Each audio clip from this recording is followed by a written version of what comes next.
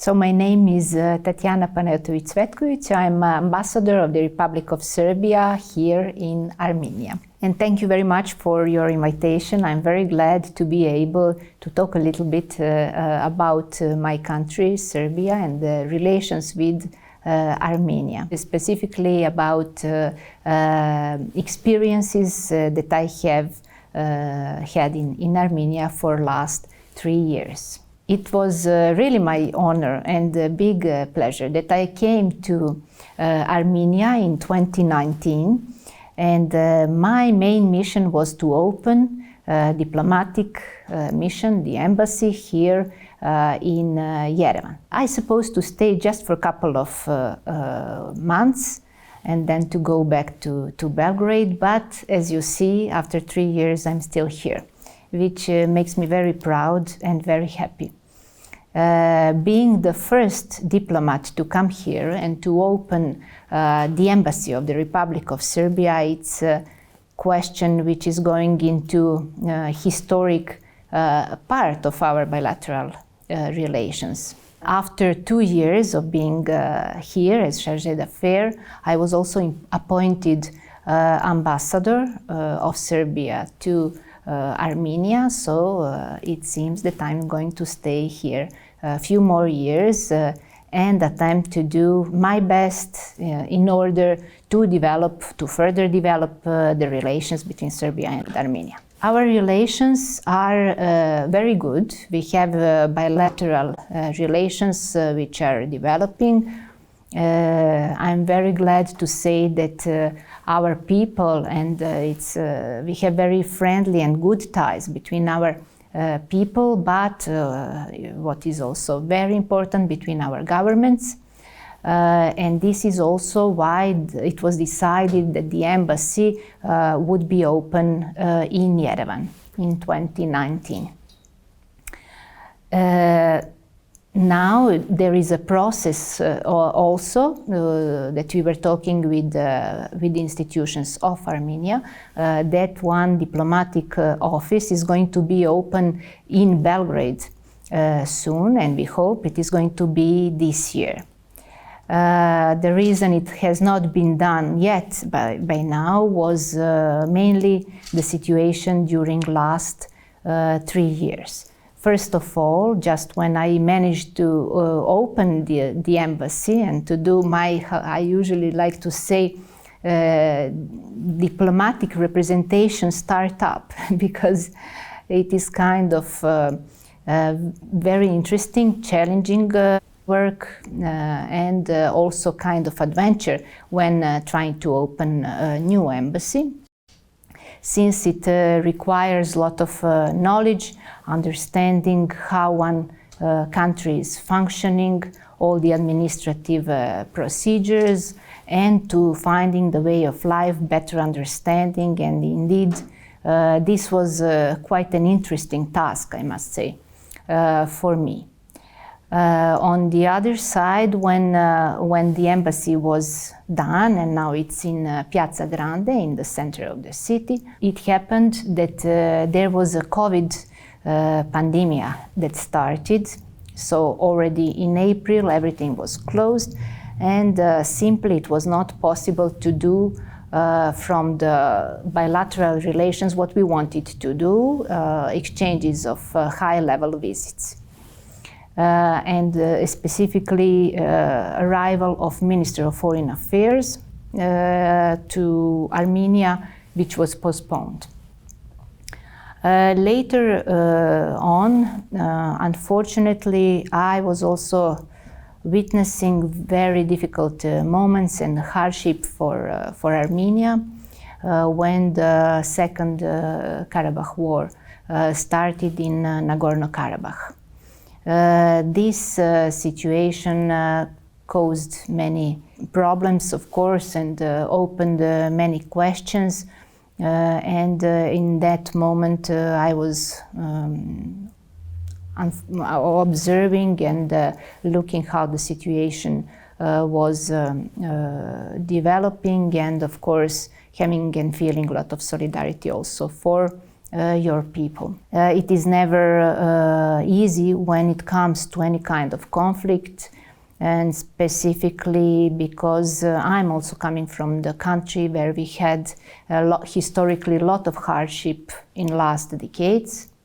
During the split of former Yugoslavia, bombing of Serbia in 1999, and so on, and also with the attempts of our southern province, Kosovo and Metohija, to get its independence.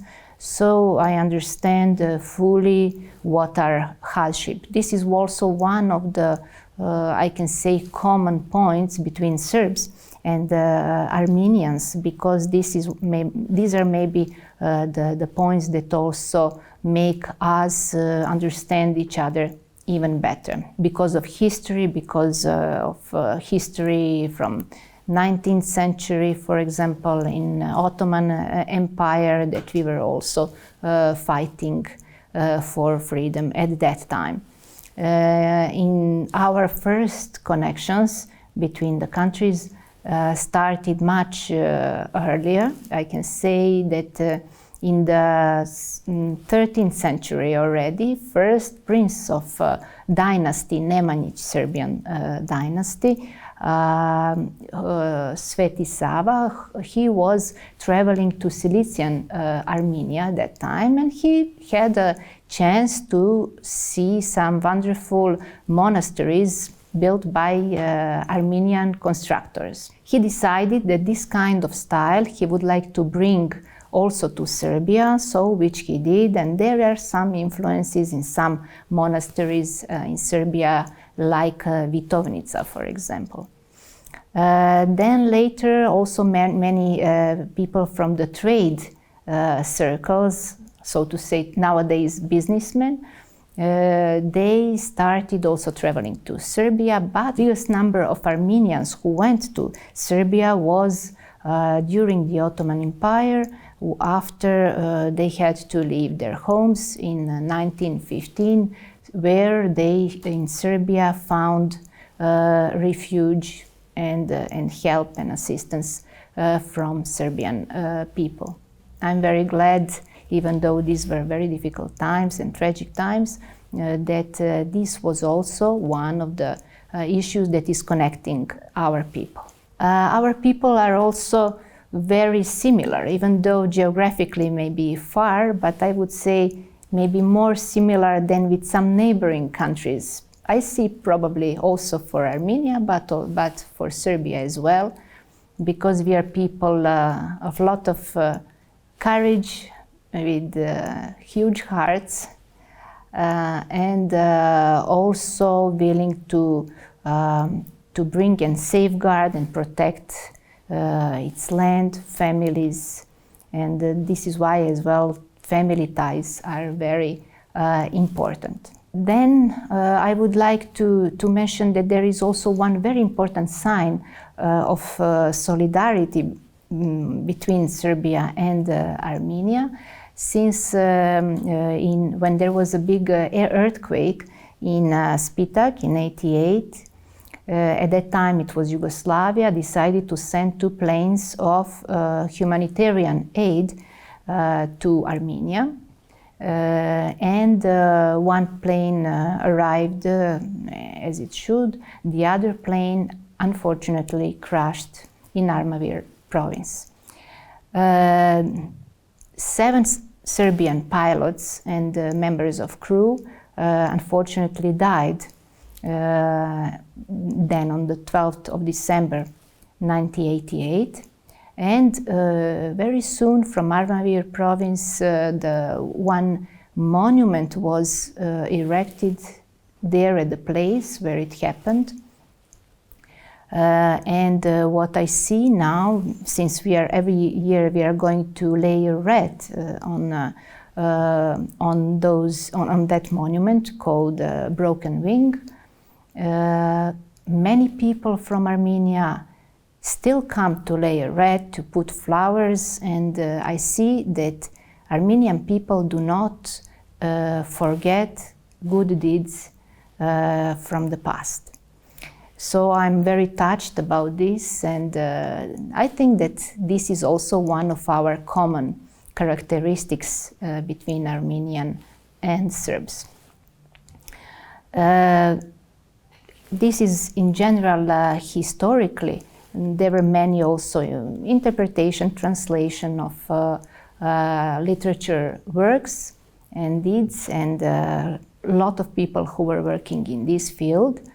But on the other side, I would like just to concentrate nowadays to some ideas and initiatives that we want to make our relations even enhanced and even going further at least few steps. First of all, we had when opening the embassy, this is of course the biggest step, we want and we have wished to develop also political dialogue between our countries, meaning that we have more exchanges of visit of high-level officials, from president, prime minister, ministers of foreign affairs, but all other representatives from the institution, and not only in the institution, in any possible field. This is what we plan, and we hope. I'm not going to say now exactly which visits we are expecting, but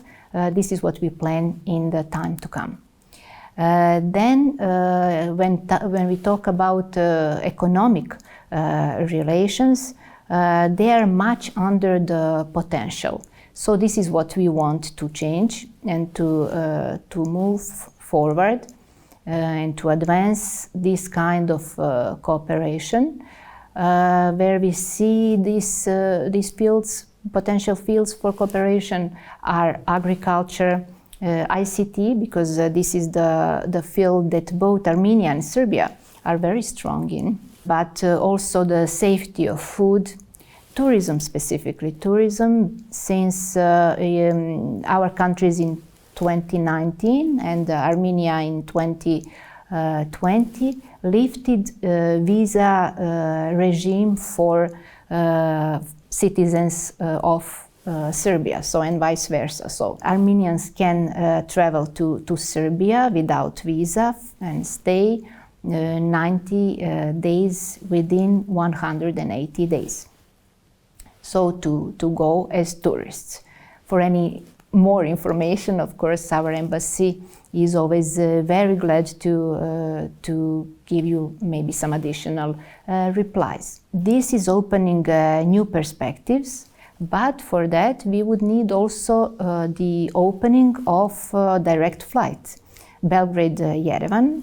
We were discussing and talking about this, and I hope there will be some results, but still not, it is not very soon, but I hope it is going to be during my mandate here in Yerevan. Because tourism is something special. I had a lot of wonderful occasions to go and to see beautiful Armenia, its mountains, lake, many beautiful places, monasteries, not to mention on all cultural heritage sites, from Tatev to Noravank and to Sevan Lake or Aragats Mountain and Dilijan, and I will not mention probably many of beautiful places where I went, from Jermuk to Gyumri.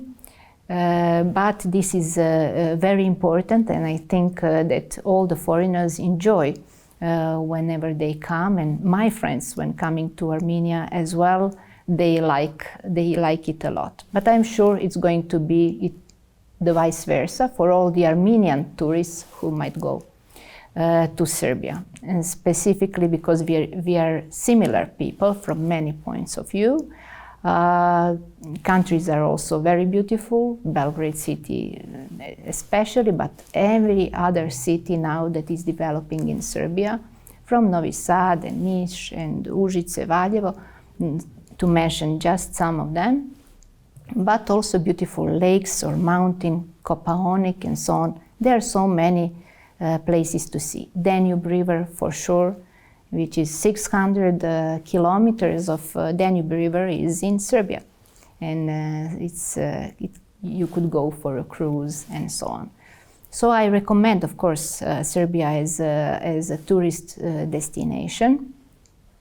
We are also doing something into this field. We will try also to do more into trade exchange to improve this part, and which is also very important nowadays in the specific situation and conflicts that are going on in the wider region. It is very difficult to do maybe some things, but we have this in mind.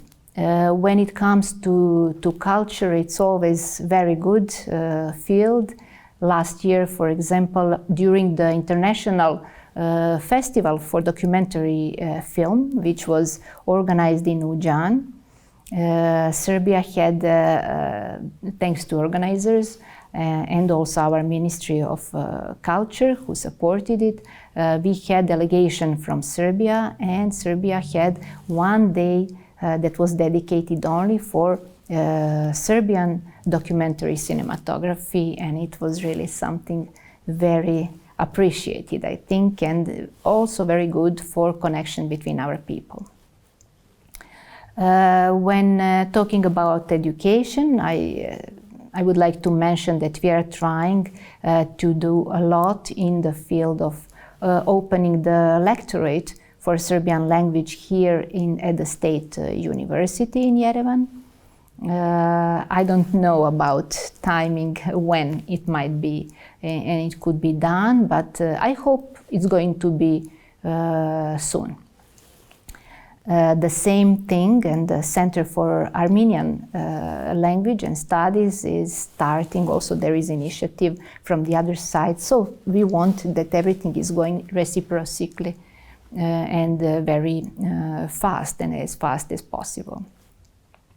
There in the field of education, where Serbia is ready and giving every year 2 scholarships to Armenian students to study in any of university they can choose to study in any university in Serbia. So it's organized first the language course at the beginning, and then studying with the possibility to prolong the next year of study. So by now we have excellent candidate. We will have only one candidate for this year, but indeed we want to promote this and to have more candidates, because this is the way that we more learn about each other, and also to make more people learn Serbian, or in Serbia Armenian language as well. This is the basic to promote our economic and trade and communication, technology, cooperation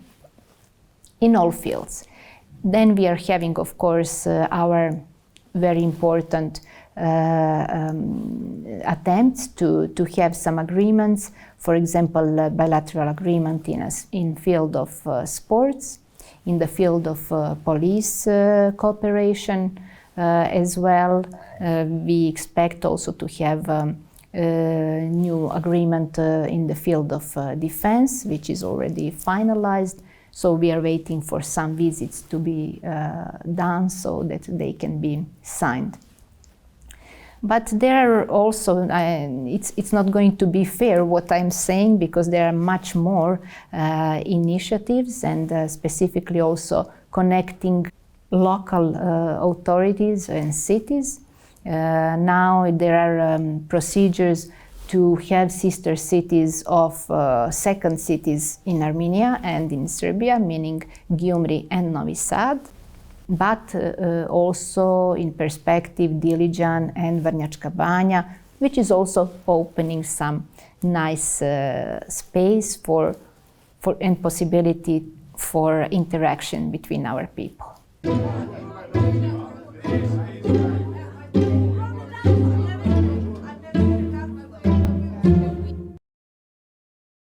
There are many books, and it's a very difficult question indeed. But yes, I chose 3.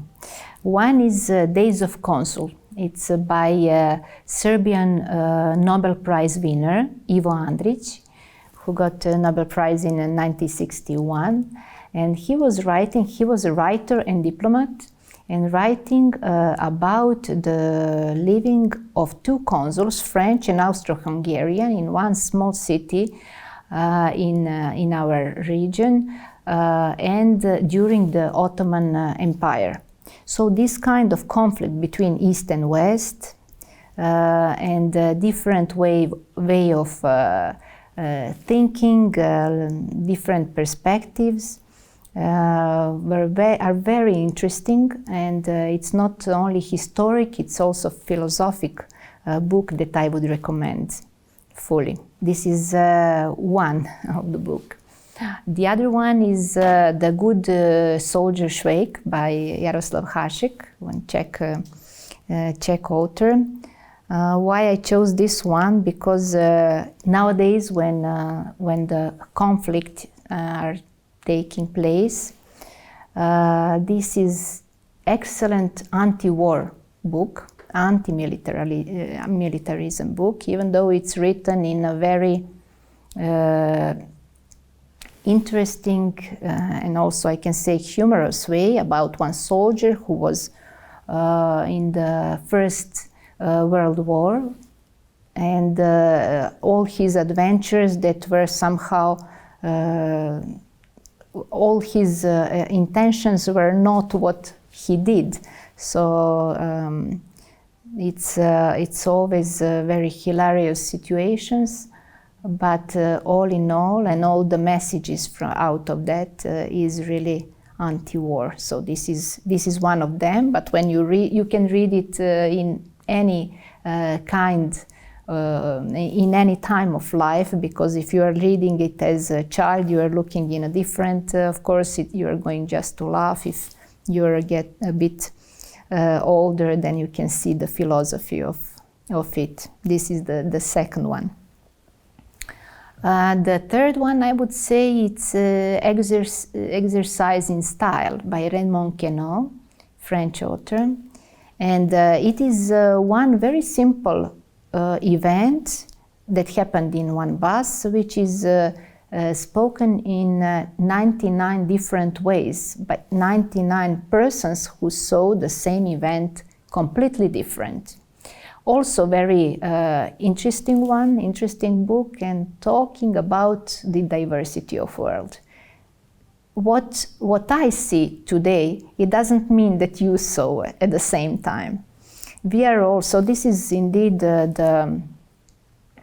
I see that the symbol of the book indeed is that we have to understand better others and to understand what are their messages, what are their perspectives, because this is the only way to find our way to make this world better.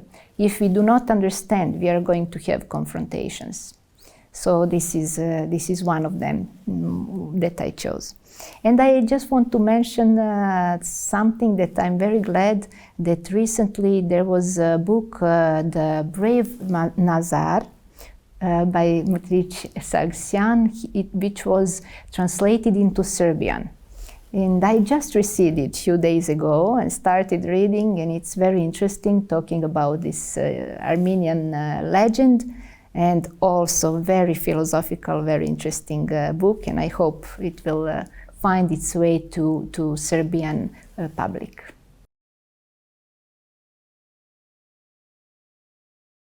Movie, I can say that one of the movies, well, maybe the movie that I liked the most, because at the moment when it came out, it was a completely new dimension in cinematography. And this is The Last Emperor by Bernard Bertolucci, about the last Chinese emperor, Puyi. And the movie was made quite authentic, because they had consultants from eunuchs who were living in the court at the last Qing dynasty in China. And so, first of all, it's a good historic movie, but on the other side, it's also big spectacle, but it's also a question of also philosophical, we can say. But what is also extremely important, apart that it won film awards and Oscar, I think 9 or 10, that it has excellent picture, even better music. It's Sakamoto that made music, and also that what is a big step from my point of view into political issue is that in 80s, because it was in 87 it came out, it was the co-production between United States, China and Italy. So this was a big step ahead after certain difficult times, but the movie itself, it's really something special. Always recommend to see it.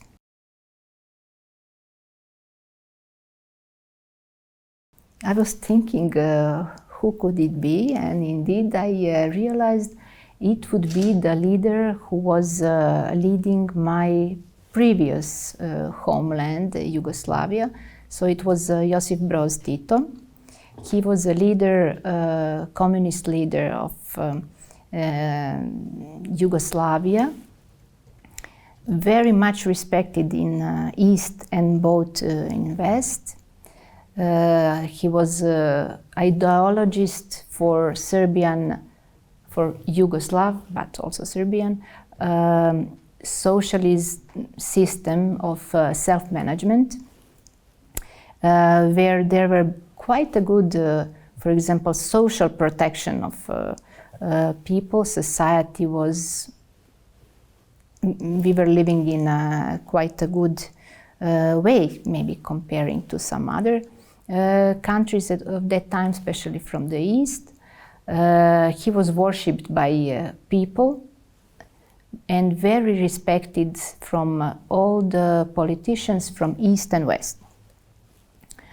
But after it seems that his idea was not sustainable, and after his death, the disintegration of Yugoslavia started, and it was split after all. So I would like to ask, indeed, him how he was seeing. Has he already estimated that these processes would happen, and how he would see the future indeed at that moment, and or maybe some solutions. Did he notice all these problems that were happening, and how he would see the future at that moment?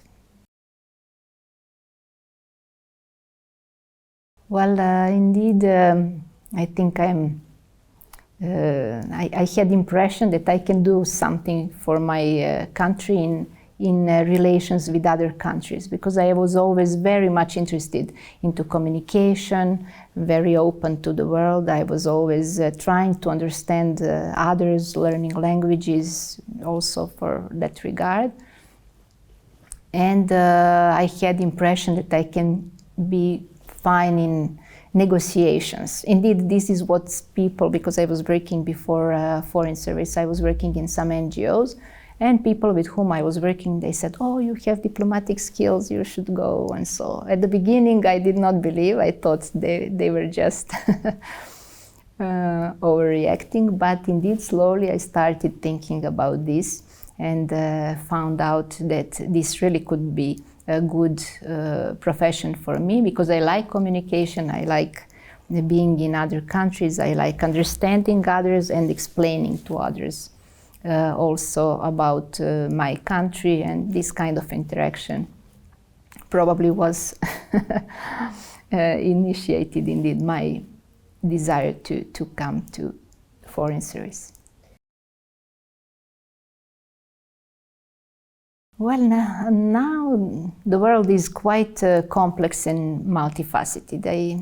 I'm very reluctant to say any name, because I see that world is complex in a sense. There is West and East, and there are completely different people who are important for those. In general, usually these are always U.S.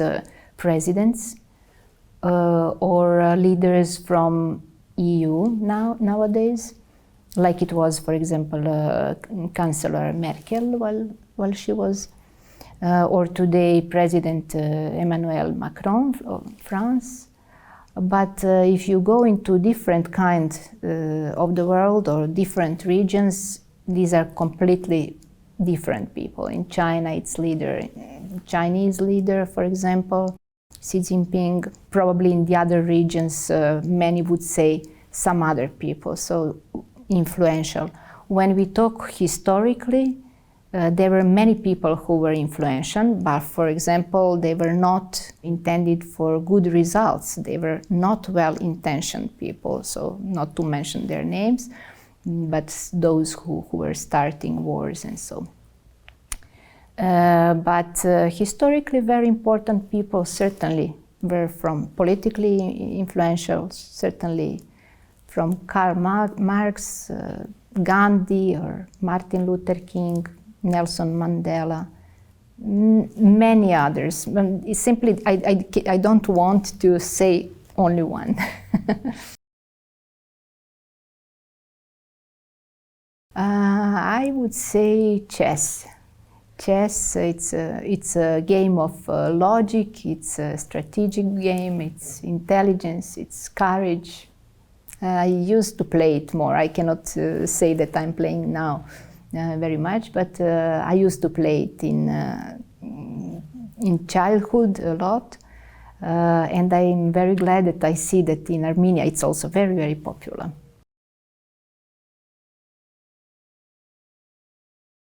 I like listening, I'm rock music era, but I will concentrate on classic music. Classic music, I always listen when I work. I always have to have a little bit of either Mozart or Tchaikovsky or Vivaldi, because it inspires me when I write. So in the office, you will not be surprised to hear this. But maybe the composers that I like the most, it's Erik Satie, French composer. I like his harmony, very soft piano and harmony, and very romantic also. And the other one would be Italian Monteverdi. And for example, opera Orfeo, it's also so solemn, and so it really, this kind of music really makes me feel relaxed. I think that we all, for foreigners, I was thinking it's traffic in general. Traffic and the way of driving cars, which is very fast and sometimes very dangerous. And I have impression that Armenians are always in a hurry. So this is maybe one culture shock. The others, well, we are all different, and so maybe some kind of traditions, relations between people, and so on. But in general, I'm very glad I understand. I think I understand how Armenian people think. This is my topic as well, because first of all, I like cooking, so I like also, and I like to eat all different, to try all different dishes. You have very good cuisine, so, but Serbia has many similar specialty. For example, if Horovac here, we have roštilj. It's dolma, we have sarma. So it's different taste, but similar way of preparing. We have ajvar, you have adjik. But since I like sweets a lot, I tried first hapama. Oh, this is my favorite dish because it has all that I like. Pumpkin, nuts, honey, rice, dried foods, fruits.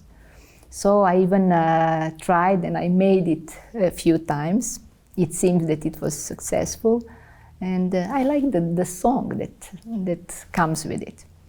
And this is for sweets, but for other dishes, arisa. Yes, this wheat which is cooked for a very long time with meat and has very specific taste I like a lot.